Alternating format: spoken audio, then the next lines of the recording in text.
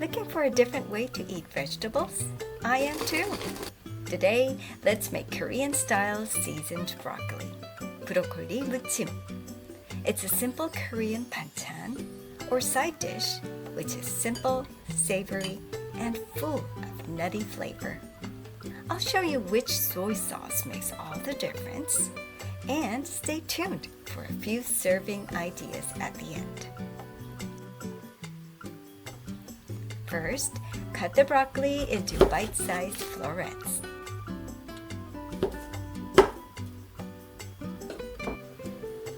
Blanch them in boiling water, then remove them as soon as the water comes back to a boil.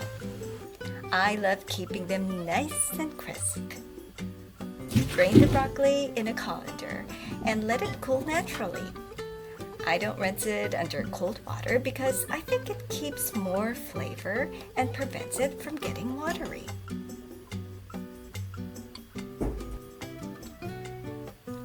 Season it with Korean soup soy sauce and sesame oil.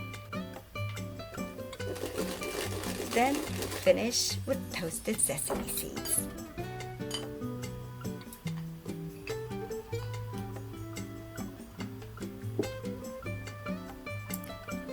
This recipe comes from my mom.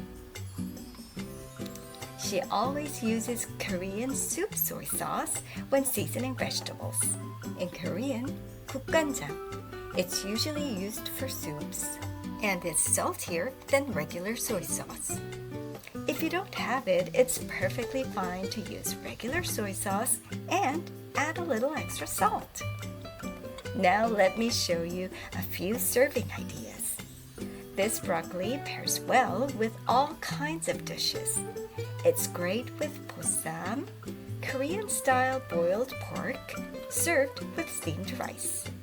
It's also delicious with pan-fried tofu, making a simple, healthy vegan meal.